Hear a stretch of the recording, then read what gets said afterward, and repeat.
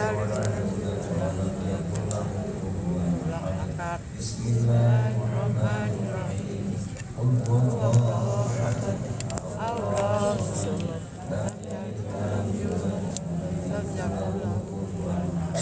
Bismillahirrahmanirrahim.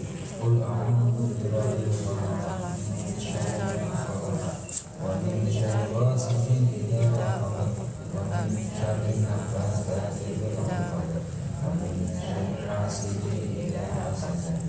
Bismillahirrahmanirrahim. Qul a'udzu birabbin nas malikin nas ilahin nas min syarri waswasil khannas alladzi yuwaswisu fi sudurin nas minal jinnati wan nas. Shadaqallahul azim. Nomor 1 bahasa kepala dua sampai jam 7.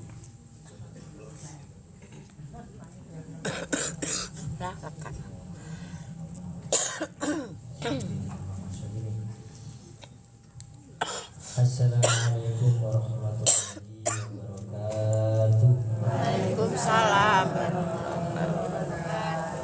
Alhamdulillahi wa kafa wassalatu wassalamu ala habibil mustafa wa ala alihi wa sahbihi ahli tuqa wal wafa. Rabbi shrah li sadri wa yassir li amri wa hlul 'uqdatam min lisani yafqahu qawli, amma ba'du.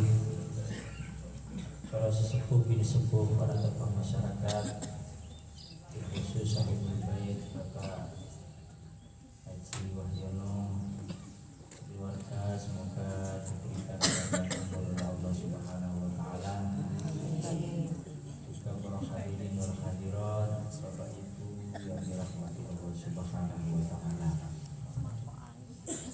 Pertama kali marilah kita panjatkan puji syukur kepada Allah Subhanahu wa taala kelawan maos kalimat hamdalah sesarengan. Alhamdulillahirabbil alamin. Yang kedua kalinya sholawat serta salam semoga tetap tercurah limpahkan kepada Nabi besar Muhammad Sallallahu alaihi wasallam. Bapak Ibu yang dirahmati Allah Subhanahu wa taala,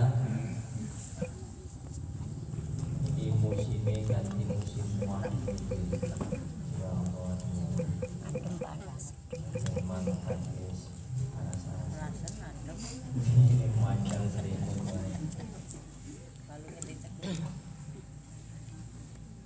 Ibu sehat saya gitu. Alhamdulillah.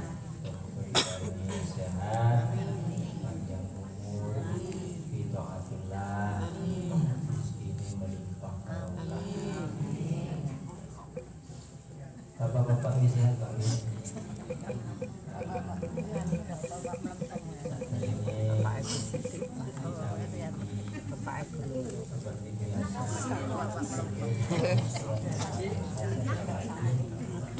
Tak capek sawah. Guru-guru kita semuanya, orang tua kita, Bisa sekecan dulukan. para ulama, muka-muka beliau, para ulama yang masih hidup ini diberi umur yang barokah, yang sudah meninggal dunia dirahmati oleh Allah Subhanahu wa taala. Bismillahirrahmanirrahim.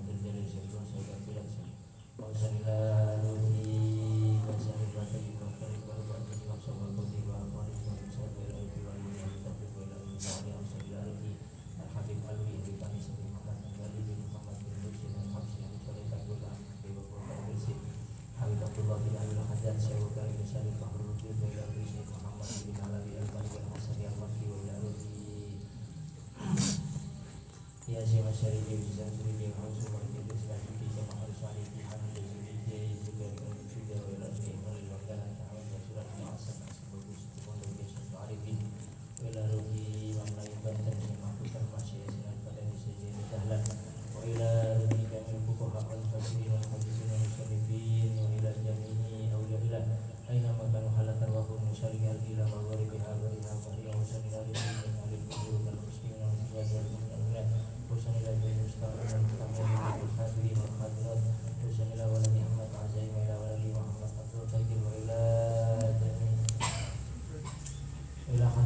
warahmatullahi wabarakatuh. Wassalamualaikum warahmatullahi wabarakatuh. Bismillahirrahmanirrahim. Alhamdulillahirabbil alamin. Arrahmanirrahim. Maliki yaumiddin. Iyyaka na'budu wa iyyaka nasta'in. Ihdinas siratal mustaqim. Siratal ladzina an'amta 'alaihim ghairil maghdubi 'alaihim waladdallin. Amin.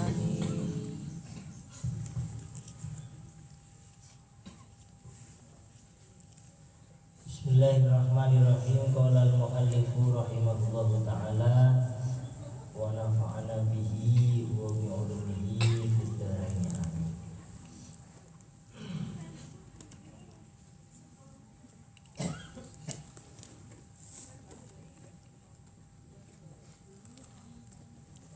Wa fi hadisi Abi Dzarrin radhiyallahu anhu.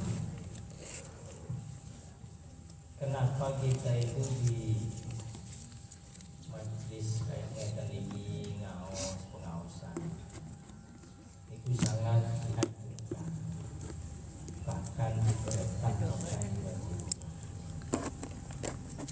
karena fadilahnya itu besar. Jadi selain pahala kemudian fadilah faedahnya itu besar, dan setiap perbuatan kebaikan niku urusane aras-arasen urusane niku males.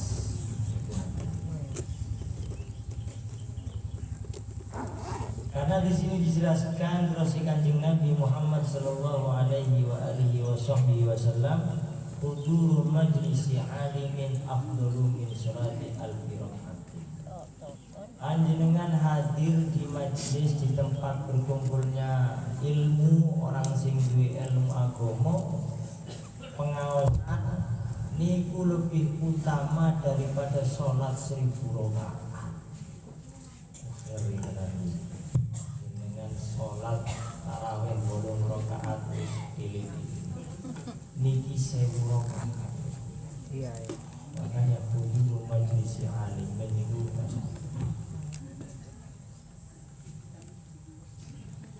Dan ilmu ini memang harus kita ketahui, harus kita raih sebagai orang yang hidup di dunia.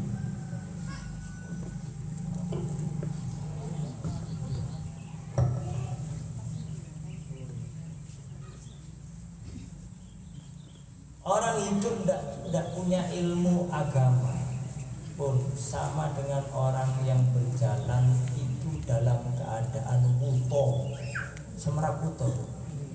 Boten sakit ningali dengan nek boten pertatos dengan praktekaken dengan melampah mungkin sing mriki pun jenengan meremawon niku seorang gagas ning ngarep ku apa ndak tahu itu pager apa tembok nopo tanggane wis tobruk kabeh. Orang yang hidup tanpa ada dasar ilmu agama maka sama dengan orang yang berjalan dalam keadaan buta. Ajeng dahar, tak bisa orang yang penglihatan cuma barang tidak ada tahakkuk keyakinan di situ. Nanti ambil di piring itu apa gembok-gembok. Lagi paling enak. Itu cuma seperti jenengan seperti itu juga sama, nggak tahu ilmunya. Boleh apa? Itu apa orang ini? Itu orang. Itu. Paling hanya seperti itu, tidak ada tahakkuk keyakinan dalam hati. Aku satu aja ini coba tak coba. Betapa pentingnya ilmu agama. Panjenengan kaum hawa atau kaum wanita pasti setiap bulan mengalami menstruasi atau haid, dan urusan haid ini nanti identik sangat penting dalam urusan sholat. Orang yang haid sholat mboten sah, bahkan haram. Orang yang haid berhubungan suami istri bukan dianjurkan, malah haram. Gila betul. Nah, ini ilmu agama. Sekarang saya kasih pertanyaan. Ada orang keluar satu hari. Nah, setiap bulannya nih rutin menstruasi. Kemudian pas waktunya datang bulan dia keluar darah satu hari. Setelah itu mboten keluar darah satu hari dong. Nah, ketika tidak keluar darah, niku panjenengan wajib sholat. Nopo wajib sholat karena pada waktu itu masanya panjenengan datang bulan. Kasih pertanyaan. Saya ulangi, ini penting banget nih urusan ringan. Jenengan setiap 1 bulan sekali, ini khusus ibu-ibu mbak, jenengan santai banget. Mungkin khusus panjenengan. Setiap 1 bulan sekali perempuan itu mengalami menstruasi atau datang bulan, dan itu wanita normal. Pas waktu datang bulan apa ini? Juli. Wiswaya datang bulan, ternyata keluar darah 1 hari. Normal. Setelah itu mboten keluar darah. Anggaplah 1 jam, 2 jam, 3 jam mampet. Waktunya itu haid, waktunya datang bulan. Pertanyaannya, ketika dia mampet atau tidak keluar darah, dia wajib melaksanakan salat nopo mboten karena waktu itu waktunya haid. Mboten salat. Mboten karena belum 7 hari. Jawaban pertama. Enten ada jawaban lagi. Sama. Sholat karena udah mampet orang bodoh. Ini panjenengan malah bingung. Piye to ibu sing satu mengatakan harus tidak sholat, yang satu harus sholat. Ada lagi mungkin boten usah sholat pun Ustaz, mak soto mawon gitu aja. Ini harus kita pecahkan kayak begini, tidak boleh, karena orang yang berjalan di muka bumi ini tanpa penglihatan sampai kapanpun dia tidak akan menemukan keyakinan itu orang. Iki ono nongko Bu Ami kuwi misalnya dengan punya tanah di situ. Pas nongko Bu Ami niku mencelok teng mriki. Iki tanah aku. Iki kan kene tanggo mriki. Dadi ini aku iki halal iki. Yang satu ngomong ora iso niku Bu Ami. Kuwi dosa mangan barang haram. Lho ora iso iki batese sak meneh terus mendur langit. Nek ngomong kok iki mencelare niki rezeki. Ayo mana yang betul seperti itu? Ini harus tahqiq, ilmu itu tidak bisa ragu-ragu. Tidak bisa ragu-ragu. Pun wong niku nggih pertanyaan jawabannya bagaimana itu? Orang yang setiap bulan keluar darah, 1 hari keluar darah, kemudian mampet. Dia harus sholat, apa dia tidak sholat karena waktu itu dia haid dalam masa haid. Monggo jawaban ibu. Berarti rata-rata ibu. Oh, maksud saya ini biar tahqiq kita nih, pengawasan biar tahqiq.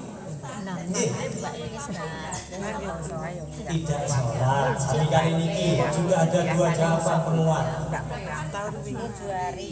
Kenapa kok? Niki 1 hari keluar darah. 1 hari saja. Udah boleh. Udah enggak? Nggih mampet dia keluar. Tapi pada waktu itu masa haid. Nah, ini ingat. Mampet tapi pada waktu itu masa di mana wanita itu rutin mengalami haid. Pertanyaannya wajib sholat apa ora wajib? Ayo sana. Sekarang milih jenengan. Ora wajib wis Ustaz kan masih wasah. Yang satu jawab wajib. Pun sing bener pundi niki sing bener? Tidak sholat. Nah, dua orang, dua orang. Napa enten sing jawab le? Ngomong kan ngeten iki terus nih. Sampai tahun depan, sampai dina kiamat ya wis ngene iki. Makanya saya jelaskan teng mriki panjenengan fokus nih. Ini tak jelaskan sungguh, perempuan itu mengalami haid atau menstruasi setiap bulannya. Paling sedikit mengalami haid itu berapa hari Bapak Ibu? 3 hari. Seminggu ya aku 3 hari. Itu boleh saya video beda-beda Pak Ustaz. Tampil paling sedikit pangapunten nggih, paling sedikit secara ilmu agama, secara Islam, perempuan mengalami haid setiap bulannya itu adalah 24 jam atau 1 hari 1 malam. Niku bisa dikatakan darah. Itu pedoman pertama. Berarti kalau ada wanita yang keluar darah tidak sampai 24 jam, apakah darah tersebut dikatakan darah haid? Tidak dikatakan darah haid. Berarti Pak, tadi pertanyaannya Pak Ustadz, 1 hari itu berapa jam? 12 jam. 12 jam. Kalau Ustadz bilang 1 hari 1 malam berarti pas 1 hari. 1 hari keluar darah kemudian mampet. Pada waktu itu masih masa haid tapi mampet, maka wanita yang seperti ini wajib melaksanakan sholat. Ini sopo sing jawab ora wajib.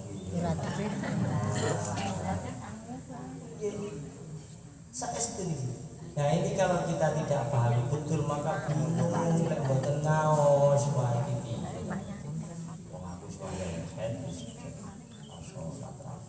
Padahal dia wajib sholat.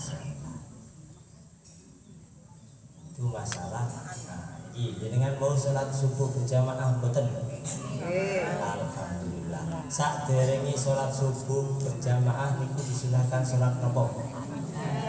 Sholat sunnah fajar atau sholat sunnah qobliyah subuh. Khairun minad dunya wa ma fiha. Hadis lebih baik dari dunia dan isinya itu sholat 2 rakaat sebelum sholat subuh. Pertanyaannya biar tidak ragu-ragu, jenengan mangkat biasanya panjenengan ke sholat di masjid telat, pada waktu itu sudah di hati ingin sekali sholat 2 rakaat sebelum sholat subuh. Khairun minad dunya, lebih bagus dari dunia ini sak isi. Niki hadis boten ucapane ustaz, hadis Kanjeng Nabi. Sudah berangkat ingin sekali mau melaksanakan sholat sunnah iqamah. Allahu akbar, Allahu akbar, asyhadu an la ilaha illallah.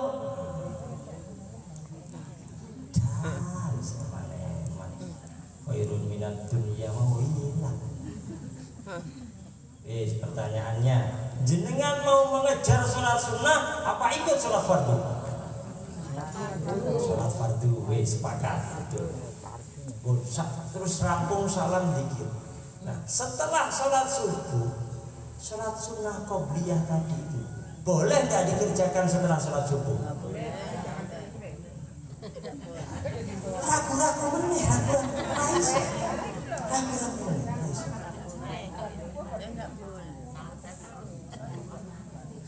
Sakwise sholat subuh kuwi sak eling kulo sak eling. Ora enek sholat sunnah. Ya, tapi aku mau ngulung sholat sunnah qobliyah iki piye? Sampai kapan pun panjenengan seperti itu kalau tidak ngaos, tidak ngaji. Loh, niki lho pentingnya ilmu agama. Orang yang tahu ilmu agama, sedikit amalnya, pahalanya besar di sisi Allah Subhanahu wa taala. Amin Allahumma amin. Niki saestu. Maka pertanyaan tadi jawabannya pripun? Orang yang belum sholat qobliyah kemudian sudah didirikan sholat fardu subuh, setelah sholat subuh apa dia boleh melaksanakan sholat qobliyah karena belum sholat sunnah? Apakah tidak boleh karena tidak ada sholat sunnah setelah sholat subuh? Jawab.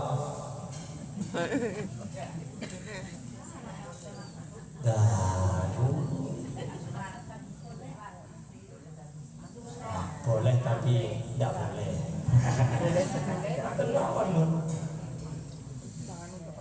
Ini Ustadz menjelaskan secara Islam, secara fikih ada tuntunannya. Boten dongeng nih.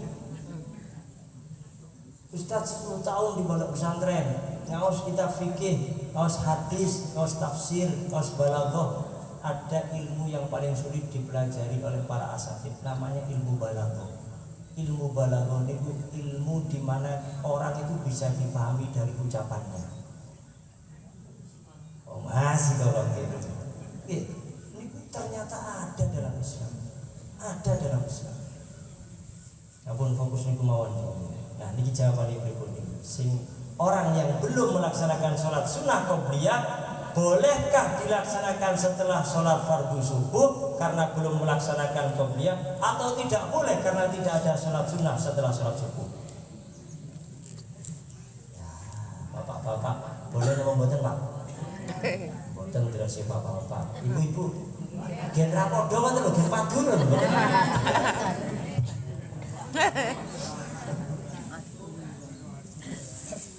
Ini harus kita pahamkan nih. Panjenengan dimanapun nanti ora bingung. Panjenengan ada di mana, di masjid sini, kok Jawa Timur, Jawa Tengah, Jawa Barat, nanti jenengan keluar daripada Indonesia nanti luar negeri, ora bingung. Punya dasar. Aku ngaji kalau Ustaz Muslim. Oh. Saya punya bimbingan ibu-ibu nih ngaos Al-Qur'an. Jenengan saya ajari Bu baca ini. Bismillahirrahmanirrahim. Bismillahirrahmanirrahim. Kalau sudah bisa dikit, ora usah grogi, ora usah pesimis, jangan kecil hati, jenengan harus percaya diri. Aku ngaji kalau Ustaz Muslim gitu. Kenapa orang itu harus punya guru Bapak Ibu? Panjenengan pasti kalau berguru sekolah ngaji bangga terhadap gurunya. Saya yakin seperti itu. Saya punya guru dulu di SD pintar, masa begitu memantapkan. Panjenengan ngaos apa sih disampaikan dengan pengajian harus dapat faedah. Wakun mustafidan kulla yaumin ziyadatan minal ilmi wal bahfi buhuril fawaidi. Setiap hari panjenengan harus mengambil faedah, harus mendapatkan ilmu, tambah ilmunya. Rabbi zidni ilma warzuqni. Itu permintaan kita. Maka jawabannya, nah ingat tadi sudah selesai. Sekarang yang bab yang kedua masalah sholat qobliyah. Ini sekedar contoh. Orang yang tidak sempat melaksanakan sholat qobliyah subuh karena ada suatu hal, kemudian tetap dia mengikuti sholat fardu subuh berjamaah. Setelah salam zikir selesai, boleh melaksanakan sholat qobliyah subuh. Kok bisa Pak Ustadz? Karena waktunya sholat qobliyah itu habis sama dengan waktunya sholat fardu habis. Nah, eman-eman toh jenengan toh, eman-eman kan berapa hari berapa tahun jenengan boten sholat qobliyah ketika terlambat. Ustadz santai, Ustadz duel. Allahu Akbar, Allahu Akbar. Setelah salam sholat qobliyah, ibu-ibu tanya, Ustadz kan nggak boleh Ustadz sholat setelah sholat subuh. Nah, kita jelaskan. Ya, tentu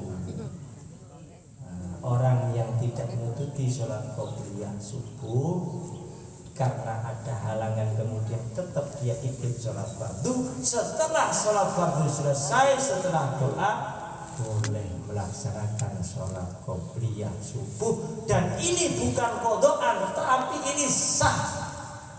Tak kira itu mengkodoi sholat sunnah. Beda. kalau mengkodoi sholat sunnah niku ngeten contohnya jenengan istiqomah sholat duha. Bu, tilam jenengan. Oh, jenengan istiqomah sholat duha. Muga-muga istiqomah minallahumma lancar rezeki. Iku sing istiqomah sholat duha. Pas itu panjenengan boten sholat duha. Karena berangkat tadi dari rumah niku ke sini, panjenengan sudah belum masuk waktu duha. Di sini pengawasan mulih nyutu, bar nyutu di rumah. Setelah itu bangun zuhur, loh habis waktunya sholat duha. Biasanya panjenengan istiqomah sholat duha. Maka ketika zuhur nanti setelahnya sholat zuhur selesai, boleh panjenengan sholat duha. Saya niat sholat duha kodoan mengkodoi. Tadi saya tidak sholat duha tak kodoi, nah niku boleh. Tapi kalau sholat qobliyah ini mboten mengkodoi, itu adaan masih ada waktunya. Paham nggih Bapak Ibu? Nah, pun niku panjenengan amalaken. Kulo tanggung jawab, kulo ngaos, mengki ditakoni malaikat, kulo minta pertanggungjawaban kepada guru saya kepada para alim, para ulama terus kepada sahabat, dan itu nyampe sambung kepada baginda Nabi besar Muhammad sallallahu alaihi wasallam. Ora wedi wong ngaji duwe ilmu. Sing krungu-krungu niku lho sing rada ragu-ragu. Itulah pentingnya ilmu agama. Urusannya sedikit tapi masalah merepet. Tirasi Kanjeng Nabi Muhammad sallallahu alaihi wasallam, ad-dunya mal'unatun. Tirasi Kanjeng Nabi. Jadi sing jenenge dunya niku Bapak Ibu yang dirahmati Allah Subhanahu wa taala, mal'unatun, dan laknat. Dunia ini Bu sebenarnya itu mal'unatun boten disenengi karo Gusti Allah. Mal'unatun boten disenengi. Makanya jangan terlalu seneng urip ning dunya. Panjenengan ini kita semuanya akan meninggalkan ini semuanya. Punten jenengan sing yakin bagi dengan auto pindah alam. Gitu betul. Mau atau tidak? Nopo lagi bahasanya? Cepat ataupun lambat, tetap kita auto pindah alam. Makanya mal'unatun, dilaknat, tidak disenangi oleh Allah Subhanahu wa taala. Ma fiha mal'unun ma fiha. Apapun di dalam dunia ini, dunia dan isinya ini, orang disenangi oleh Gusti Allah. Mbuh iki sini tumbuh-tumbuhan, hewan, apapun isinya, langit, bumi, tanah ini dunia. Kecuali ini tiga hal, kata Rasulullah. Di dunia kecuali tiga hal ini diremeni Gusti Allah. Dicintai Allah, diridhai Allah. Apa tiga hal di dunia ini yang tidak dibenci oleh Allah Subhanahu wa taala? Illa zikrullah, kecuali zikir kalian Gusti Allah. La ilaha illallah, la ilaha illallah, la ilaha illallah, la ilaha illallah. Apapun yang mengakibatkan kita ingat kepada Allah Subhanahu wa taala, niku diremeni Gusti Allah. HP panjenengan buat zikir, Masya Allah. Buat YouTube melihat pengawasan, ingat kepada orang, ingat kepada zat yang menciptakan kita. Niku malah diremeni Gusti. Dengan beliau apa isi di sana? Mobil aja diuji 10 Alphard. Nggo apa? Wasilah. Maka apapun di dunia ini yang mengakibatkan kita ingat kepada Sang Khalik, kepada Allah Subhanahu wa taala, pengawasan Ahad pagi. Mikrofon ini lho, pangapunten mikrofon. Di sini dulu ya. Niki iso dibenci karo Gusti Allah, iso diremeni Gusti Allah. Kalau mikrofon ini pangapunten dibuat untuk wasilah, untuk maksiat gawe dosa ning alam dunia, jelas dibenci oleh Allah. Tapi nek mikrofon iki masyaallah, hati-hati. Makanya saya punya kenalan itu tukang son. Saben dinten niku nyeteli son. Duh duh duh duh duh duh. Lakune dangdut koplo macam-macam niku. Saya cuma memberikan isyarat saja, isyarat. Setiap orang yang membantu kebaikan, ketaatan itu pasti ada aliran pahala. Pasti ada aliran pahala. Sebagaimana orang yang membantu menolong kemaksiatan, pasti ada aliran dosa. Seperti itu intinya. Maka masya Allah coro kasare ini nek boten kita berpengawasan, bisa ditambah uyu bisa ditambah huri-huri, ditambah joget-joget. Niku jane pesakit. Menjadi wasilah untuk berbuat dosa. Tapi di sini mikrofon masya Allah dibuat pengawasan. Orang-orang itu bisa mengingat Allah. Ada yang sampai bertobat istighfar kepada Allah. Sebab wasilah mic yang sudah menyampaikan kepada telinga kita semuanya ini menjadi penyebab didemeni, diremeni, digemati Gusti mal'unun ma fiha illa dzikrullah wa ma walahu, kata Rasulullah. Apapun yang menyampaikan untuk ingat kepada Allah, maka semuanya disenangi oleh Allah Subhanahu wa taala. Maka niatkan panjenengan, niatkan nopo wis tak tunggu sekiranya disenangi Gusti Allah. Wah enak. Gina boten? Kenapa kamu bangun besar-besar rumahnya ngopo? Kuwi kan dunya ora disini Gusti Allah. Ya maksiati.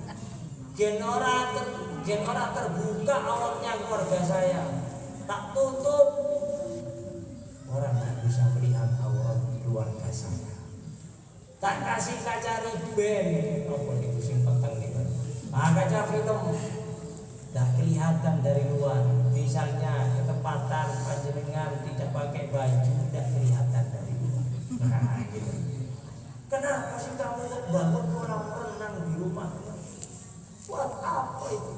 Dunia itu namanya. Saya bangun ini untuk kesehatan keluarga saya biar renang, bukan renang di luar sana. Kemudian kelihatan auratnya. Nanti bisa. Kali ganti wong sugih sing manfaat. Amin Allahumma. Amin. Ojo tanggung-tanggung, sugih pol-polan wis. Masih jurang, mas, wah keren ya. Mobil 12 Alphard KB.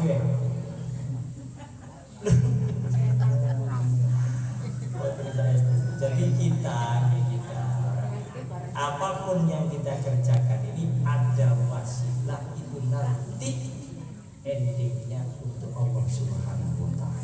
Gini boten. Eman boten diniati. Karena boten disenengi gitu.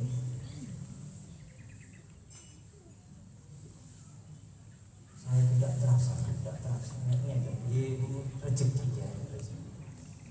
Kadang kalau pas pengawasan itu nek Pak Wahyono ini Pak Haji Wahyono kan boten genah enak karek gas ada mobil. Tapi saya kadang mikir ini saya kalau hujan gitu, mau sepedaan mau berangkat itu malas kan aku pengajian. Ya Allah ini Aku harus tuku mobil. Ya, Saya akan pikiran. kadang. Oke menawi pangeran sing duwe wae tak jawi aku Gusti Allah. Ya Allah, kula niki ngaos buka kitab, buka hadis, sampai akan dan tiang-tiang diridhoi kalian itu dikenken kasto dikenken dakwah. Iki enten kendala sedikit. Biasa orang tuh. Jebule niku ndak tahu hasilnya terus ada orang itu menawarkan mau mboten gadah duit.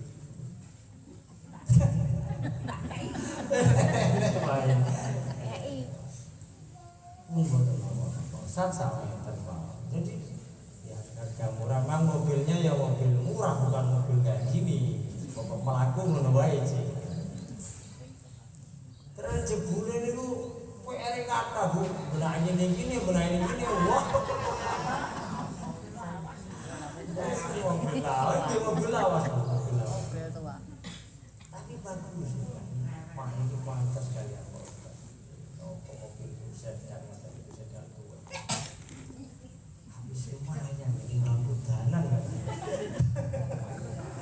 Ternyata tak lihat-lihat lagi lah, PR banyak. Wah ini mau harus diganti, wah sini mati, kompresor mati, wah mati kabeh. Akhirnya mau dirawat, tapi sudah dibeli dan saya bayar masih kurang. Itu ada istilahnya loh, enak benar. Gusti Allah itu semua nih mas. Mengenai orang yang tidak ngerti apa yang diberikan oleh Allah itu likusuli akli, berarti akan tidak sampai. Ternyata ada orang di buku remen mobil sing tuwek wae ini. Elek wis. Tapi bagus tampilannya niku nopo nggih, klasik. Gimana kalau tukar dengan ini mobil? Enggak kenal ustaz. Ya apa punya ulang boten mobil kalau yang bolong-bolong rencang gak daerah kawan saya. Waniki saya sampai ini bertata.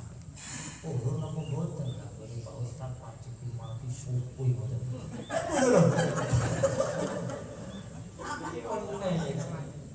Itu pemawon itu saya boten. Lalu ini pun enten audio ini pun enten Android ini kok titik kali itu panik. Wah sini waduh pol menggigil tenan. Jebule diganti kompresornya bandingan. Akhirnya baru. Oke, COD di mana nanti kita cek barangnya. Cek. Nah. Boten lagi ngomong dia. Iya, gak ngeten iki, Mas. Tapi paham, saya jujur kan. Ini mobil tua, mati pajak sih. Apa kata dia? Perusahaan ini mau numpak pajak, numpak mobil. Ini terang-terang. Nanti mungkin gitu. Jadi Bu, jadi ditukar kunci sama saya itu menjadi haknya saya yang tidak ada PR tadi. Yang PR banyak kuwi gelem wong seneng rito. Lha yang pangeran niku lho. Ya itu dari niat yang baik itu aja niat macam-macam. Niat ini tampilan ben dipuji tanggal. Ya diserahkan rumah. Niat yang baik ini untuk membantu orang. Saya niat yang begitu. Sebenarnya itu mungkin pada dua-dua kan.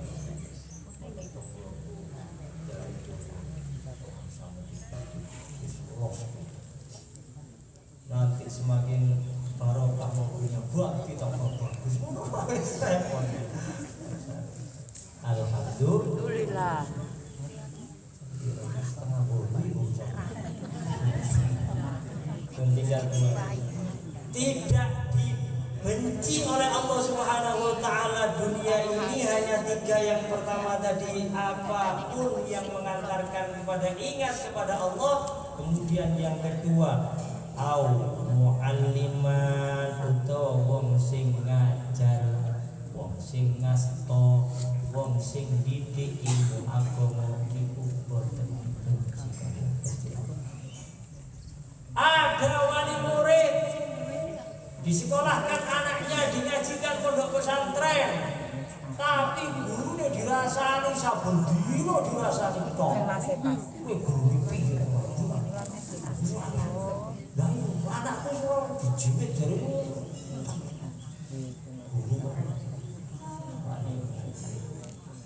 Padahal wong sing ngasto, orang yang mendidik anak-anak panjenengan itu disenengi Gusti. Oh jawane ngani panjenengan, makanya saya tidak berani ada orang yang masya Allah ngajari anak-anak itu. Sejak apalagi mengajari anak saya, tidak berani. Takut ibunya pulang barokah. Sudah anaknya diajari, gurunya dimusuhi. Naudzubil, nek perlu lapor ke polisi gurunya anak saya. Saya itu nek kepingin anak panjenengan iki dadi anak sing saleh, salihah, sing sae kali gurune anak. Syekh Zakaria Al-Ansari punya murid namanya Ibnu Hajar Al-Haytami. Punya kitab, beberapa kitab yang hebat, sudah menjadi ulama top dalam pakar hadis. Rahasianya bapak ini belum biasa, sanes kiai, sanes ustaz, belum biasa. Tukang waktu bapaknya saya sering sampaikan kecewa, tak ting, ting. Jadi ulama besar siapa yang nggak kenal orang-orang yang ahli fikih, ahli hadis, Ibnu Hajar Al-Haytami, ulama terkemuka. Apa rahasianya? Sampai dulunya Syekh Zakaria Al-Ansari ini menghentikan ini. Sampai itu ya kan saya kepingin tahu bapak kamu nanti tak turun sampaikan kepada maknya tempat ini dulu ini Pak Zakaria wajib gereja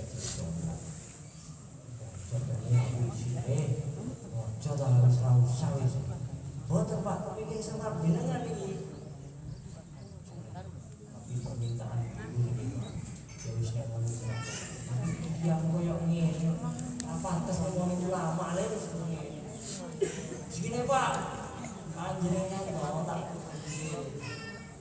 baju kuku sing bagus sing long namanya jubah niku aku tak tuku tas wis penak sing kare kiai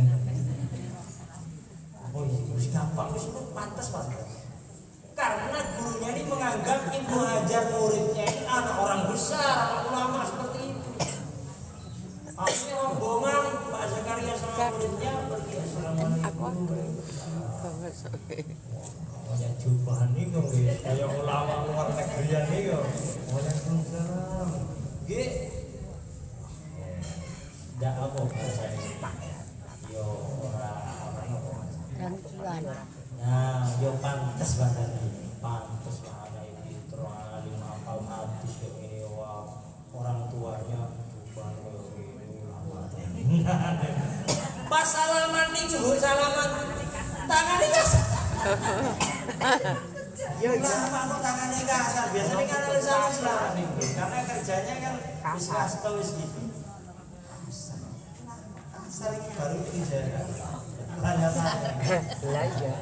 Duduk santai pun intinya Pak Kulon ini jadi mau tanya dengan punya putra rahasianya apa kok bisa jadi orang alim, orang yang hafal hadis, orang yang soleh, masya Allah sampai teman-temannya santrinya ini kalah kabeh kalian anjir paling hebat anak itu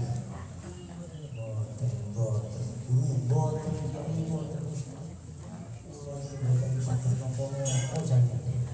tapi saya yakin panjenengan punya amalan yang spesial yang menyebabkan anak ini hebat.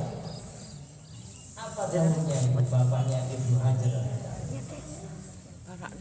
Memiliki sing saged kula laksanakan. Saya itu ketika kerja, saya selalu berdoa kepada Allah.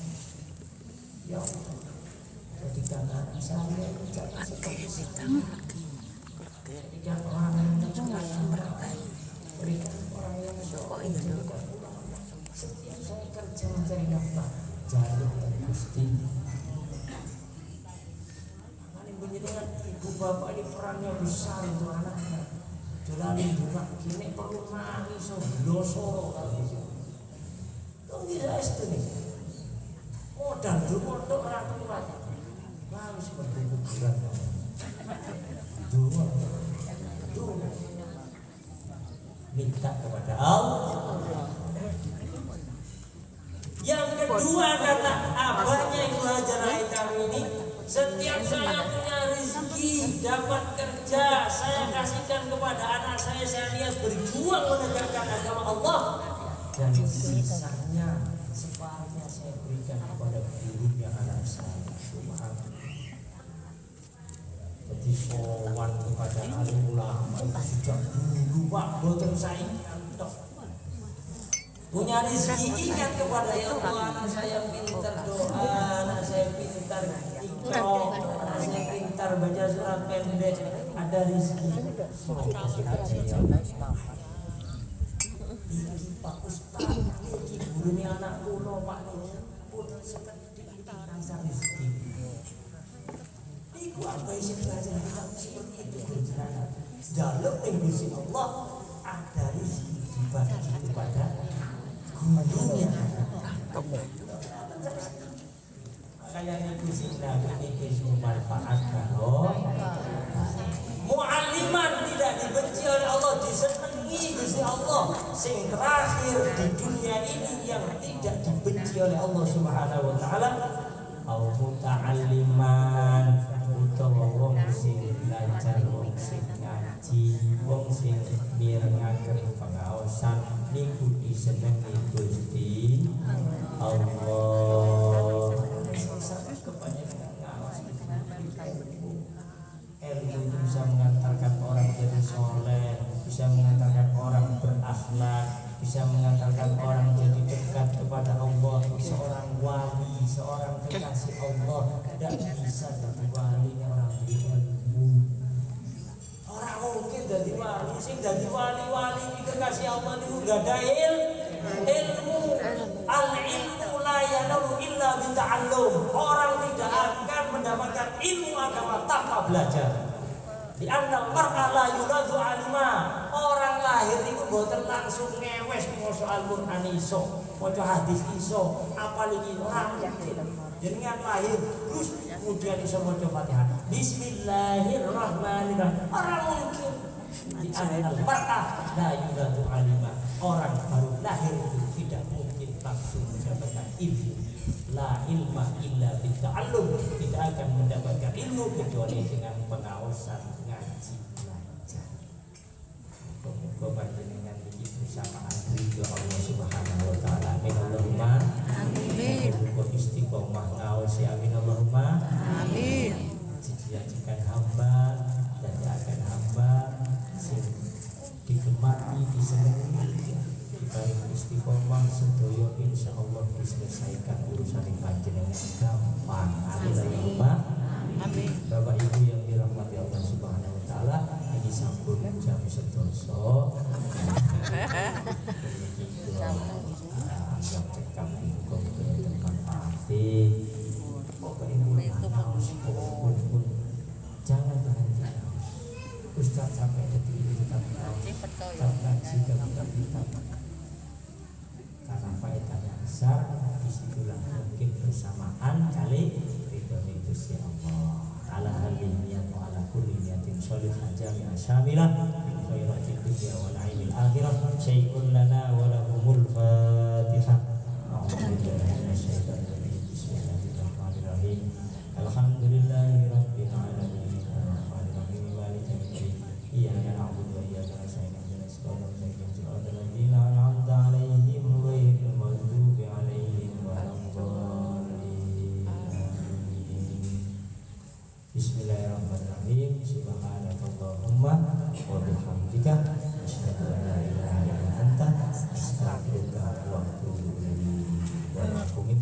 Wassalamualaikum warahmatullahi wabarakatuh. Waalaikumsalam.